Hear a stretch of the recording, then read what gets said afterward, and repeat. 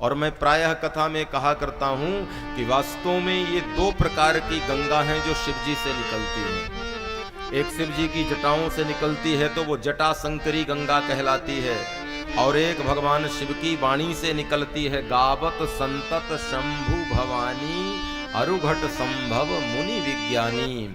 तो गोस्वामी जी कहते हैं ये राम कथा मैंने नहीं लिखी। बोले किसने लिखी?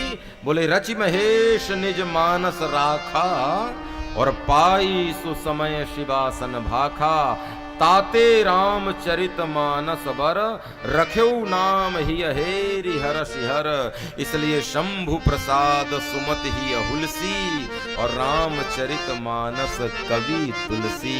गोस्वामी जी कहते हैं मैंने तो केवल शिव की वाणी को अवधी भाषा में रूपांतरित किया है, बाकी मानस के मूल रचयिता तो महादेव हैं। और भगवान शंकर ने रचा और फिर कालांतर में शिवा को सुनाया, और उसी राम कथा को गोस्वामी जी महाराज ने कहा, अपने मन को सुनाया।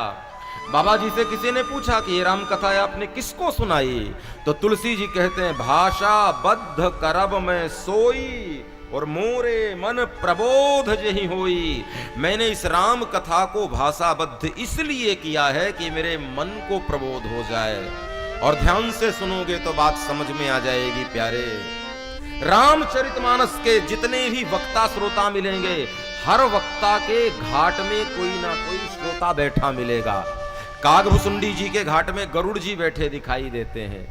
याज्ञवल्क्य जी और भरद्वाज जी के बीच में दो लोगों के बीच में कथा कही और सुनी जाती है। भगवान शंकर कथा कहते हैं तो भवानी पार्वती कथा सुनती हैं, लेकिन गोस्वामी जी की पंडाल में कोई श्रोता नहीं है। तो बाबा जी से किसी ने पूछा कि हर वक्ता के घाट में एक ना एक श्रोता बैठा हुआ है।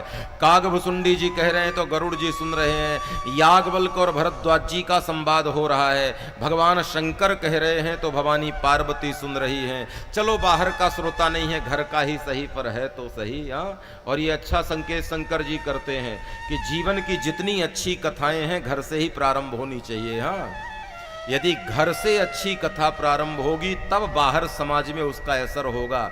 लेकिन घर में झगड़े होते रहें, घर में कलह होते रहें और बाहर कथा होती रहे तो आनंद आएगा क्या? घर में कलह है और बाहर कथा, ये कोई जीवन है क्या? भगवान शंकर कहते हैं कथा का जो मूल रस है वो पहले घर से प्रारंभ होना चाहिए। घर में कथा कही जाए और घर के श्रोता को सुनाई जाए, और घर में एक वक्ता और सब श्रोता बन जाएं, सब सुनने वाले बन जाएं, तो फिर कहानी कुछ और होगी, फिर झगड़े खत्म हो जाएंगे। और उस कथा का प्रभाव इतना होगा कि वो कथा घर घर तक नहीं, हर घट तक जाएगी, घट घट तक प्रवेश करेगी। इसलिए शिव जी की कथा घट घट में जाती है, घर घर में जाती है।